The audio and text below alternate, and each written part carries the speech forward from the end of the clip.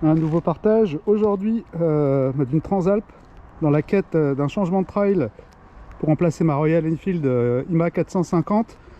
Et ben là je teste la Transalp 750 de 2025 en coloris noir.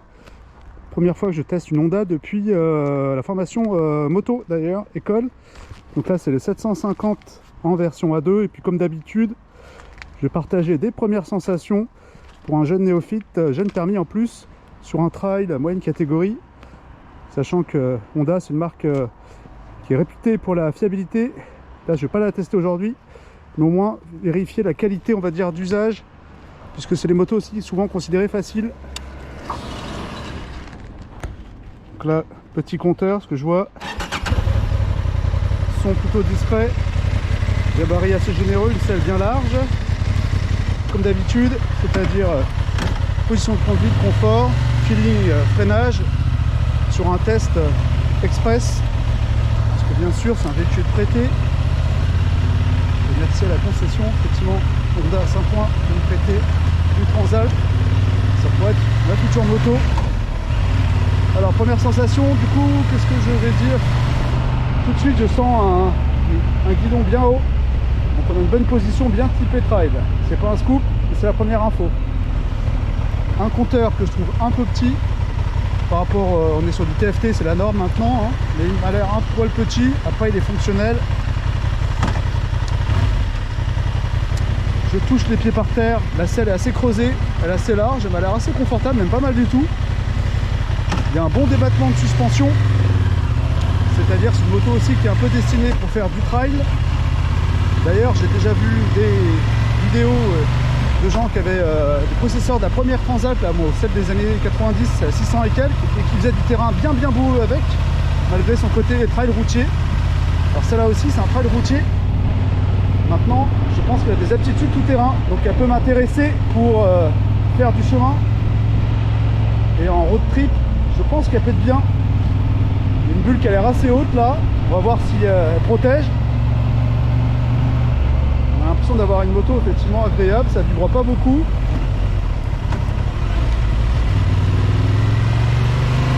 « 750 Twin » partagé apparemment avec la Hornet 750, un des best-sellers Honda. Alors celle-là elle a 3 ans, c'est un modèle sorti il y a 3 ans, hein. Là on est sur 2025, mais elle n'est pas toute récente. Elle est en embrayage basique, d'ailleurs qui marche bien au niveau du levier, de vitesse s'enclenche bien. Et il y aura un modèle e-clutch, donc avec embrayage assisté, on pourra se passer du levier l'année prochaine sur la 2026. Et ça me fait penser un peu à la 800 ou 700 MT que j'ai pu tester en début d'année de GCF Moto. Je pense que c'est une concurrente directe, plus les V-Strom, les Ténéré 700 et bien sûr les Vosges, et puis peut-être même celle que j'ai testée, la QJ Motor. Alors dans les mid-size ou plus petites cylindrées, effectivement il faut réfléchir entre des motos à 7-8 000 et celle-là, là, dès qu'on est dans les 700-800 cm3, ça coûte plus de 10 000 euros. Ça commence à faire cher sur du neuf. Bon allez, revenons à la mécanique. On va accélérer un petit peu. Bon, c'est bien linéaire. En reprise, c'est pas formidable, mais c'est une première expérience d'accélération. Effectivement, à 5-6 000, le moteur il repart gentiment en troisième. Bon, il a l'air d'avoir un bon débattement de suspension. C'est vrai que côté suspension, c'est assez engageant. Côté confort et envie de rouler sur tout terrain, je répète, je vais mettre debout pour voir. Ouais, bah, la position debout, elle est vraiment bien typée. Tout terrain, d'ailleurs vous passez sur un petit bout de caillou, ça bronche pas du tout. Suspension, on l'a très bien. C'est du Showa apparemment en japonais. Ah, merci monsieur.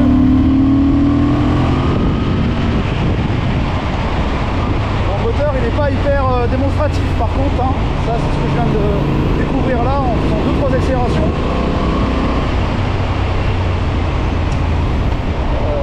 L'attaque au freinage, c'est un petit peu, comme je dis, mou à chaque fois, ça veut pas dire grand chose, mais c'est vrai que ça manque de mordant. Le levier doit s'enfoncer pas mal. Après, si tu appuies bien dessus, tu tires bien sur le levier, ça va. Le double disque là, il fait le job. Et même presque tellement droit, t'es presque sur l'arrière d'ailleurs. C'est marrant, position presque cross.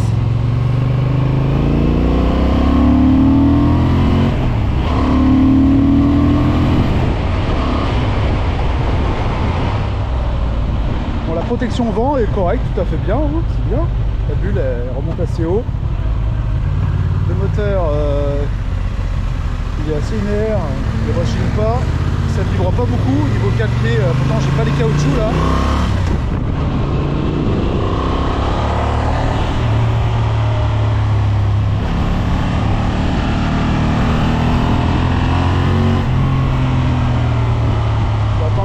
Minutes forcément pour que le moteur s'exprime un peu. Après le bruit est quand même discret, mais bon, c'est pas, je cherche pas forcément un trail faire du bruit. Je se fait repérer quand on va dans les chemins. Reprise en quatrième.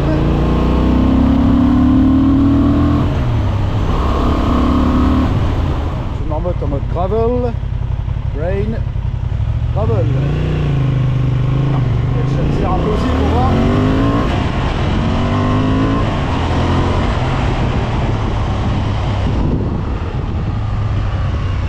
Donne envie effectivement de faire du chemin, mais c'est pas sa vocation première et je pense que 90% des clients vont l'acheter pour son côté plus profil routier quand même, surtout qu'il faut mettre le pack rallye dessus à 1400 balles ou au moins le pack je crois protection à 600 avec des protections crash bar sur les carénages sur les côtés. Le sabot moteur il faut le rajouter, il n'est pas prévu dessus, donc il y a un peu d'équipement. Les protèges leviers aussi c'est pas prévu de série, c'est sur le pack confort je crois. Après on peut mettre de l'adaptable, hein.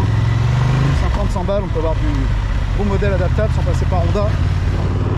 Allez, on reteste un petit peu là.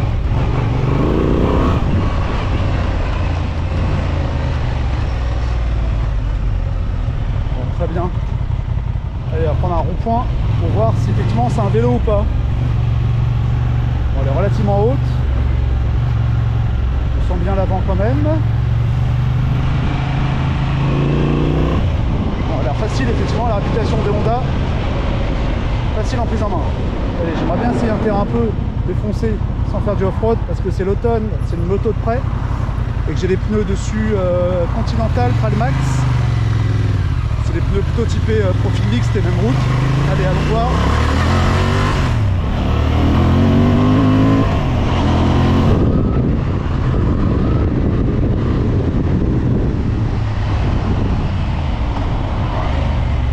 ABS qui se met en route, effectivement.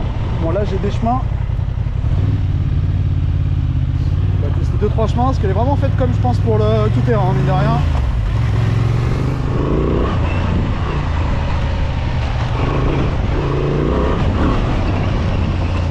Bon, elle accélère bien le moteur finalement sur des chemins comme ça. Il y a de quoi faire avec juste un 750, c'est plus qu'il m'en faut. Ah bah là j'ai bien, j'ai des bons trous là. Faire attention quand même. Ça passe nickel.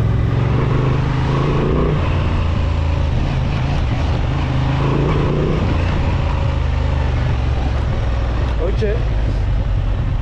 Bon bah écoute, expérience passée sur les chemins.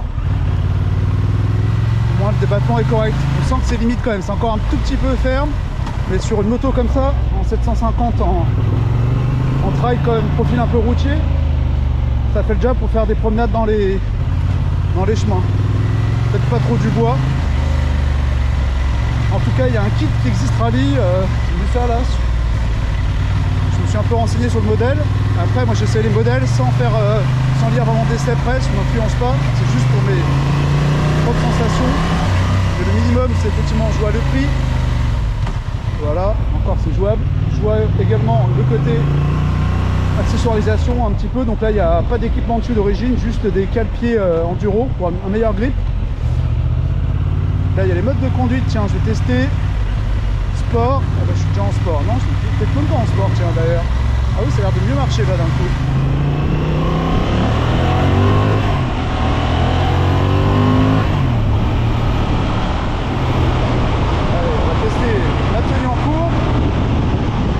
Pas mal d'accessoires dessus, traction control et des aides électroniques quand même. moi j'ai la 47 chevaux, donc c'est pas un énorme intérêt d'avoir ça, mais pour un jeune permis, c'est toujours très rassurant. La moto est quand même assez lourde, 210 kg, même si c'est dans la moyenne. Là, je suis en mode sport, je suis pas sûr que j'étais en mode sport tout à l'heure. On va faire un petit enchaînement de virage là pour voir ce que ça donne. Également en virage serré.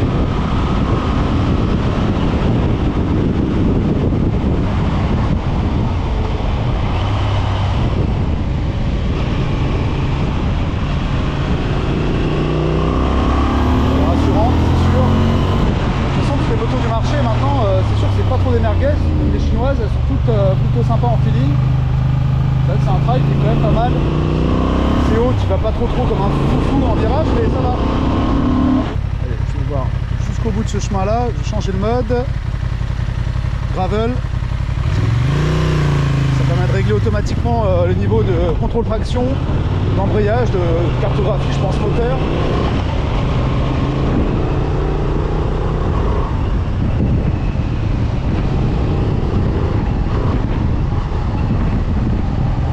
Ça agit un petit peu à l'accélération, ce mode là.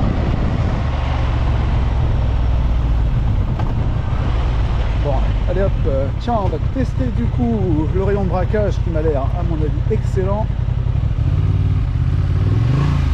Impeccable, dans les graviers, hop, ça tourne tout seul. Alors là, vitesse, je crois, sans électronique au minimum, j'ai l'impression. Hop, j'ai pas tout compris avec les aides. Changer le réglage là dans ce tableau de bord, je vois les réglages des modes moteur et assistance.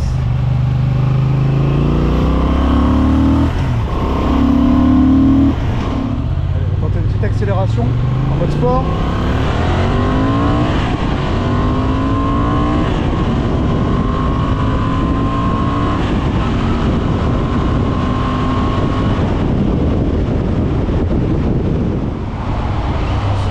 Il est complètement au niveau, ça suffit largement, 750 cm3 en twin du couple suffisamment pour relancer.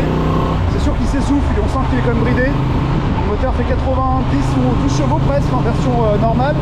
Et là la A2, bon 47 effectivement avec les 210 kg ou 20 embarqués. C'est un peu compliqué peut-être pour le moteur à suivre et encore pour un jeune permis c'est parfait. Il faut dire ce qui est, une facilité d'utilisation chez Honda. Et après, alors, le comparatif qui blesse, est-ce que je peux comparer face à... Est-ce qu'on peut comparer face à, comment ça s'appelle, à CF Moto par exemple, ou les Chinois ou les QJ Motor? J'en ai essayé une il n'y a pas longtemps. QJ Motor, c'est une marque qui m'a assez surpris. Qui copie, je pense, un peu les japonaises pour les détrôner à terme, puisque mieux équipé et pas plus cher, voire moins cher. Et par rapport à la CF Moto, celle-là déjà, elle a peut-être moins d'équipement, ça sur le papier, et elle est un peu plus chère. Ramener l'équipement à prix équivalent. Après il y a les options. En électronique, c'est pas la folie.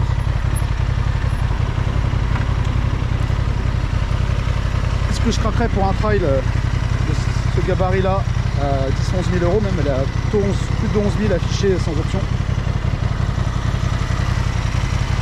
Elle est équipée tout phare LED, tiens d'ailleurs, je fais la présentation là-dessus. J'ai une grille qui est peut-être pas d'origine, tiens d'ailleurs là-dessus, cette grille protection là, et j'ai les cale-pieds là qui sont une option là-dessus. Le pot est d'origine, ça fait un bruit assez discret. Les pneus donc Dunlop Trimax là qui donnent de bons résultats sur terrain sec. Je ne connaissais pas cette montre là encore. Voilà. Après la finition, bon bah c'est Honda, mais c'est pas mieux que les japonaises que je disais à l'instant. La prise USB là on dirait que c'est de l'option, c'est pas de série. Qu'est-ce qu'il y a d'autre? Ouais, effectivement en comparatif on peut se dire c'est en prestance, c'est genre comme une nouvelle marque chinoise, peut-être beaucoup plus fiable par contre dans le long terme. C'est sûr que Honda c'est méga réputé pour ça. Voilà, en tout cas une Transalp 750 qui n'est pas un best-seller, mais je pense qu'il était un objet qui se vend, une machine qui se vend bien quand même sur le marché du trail, moyenne cylindrée, mid-size. Allez, pour résumer, pour rendre cette moto, bah, c'est une moto facile, hein, je pense à l'image des Honda, fiabilité sûrement. Il y a un peu de plastique en finition, il n'y a pas de reproche, mais c'est dans les standards, voilà, japonais, comme le design. Hein. Le design ne fait pas craquer, il est très consensuel, je pense qu'il plaira à pas mal de monde sans être hyper démonstratif. C'est un peu le problème peut-être des Honda actuellement, japonaises, après il y en a qui adorent. Hein. Et moi en coloris, si je dois la prendre, ça serait quand même en blanc, je préfère le blanc, couleur un peu Honda.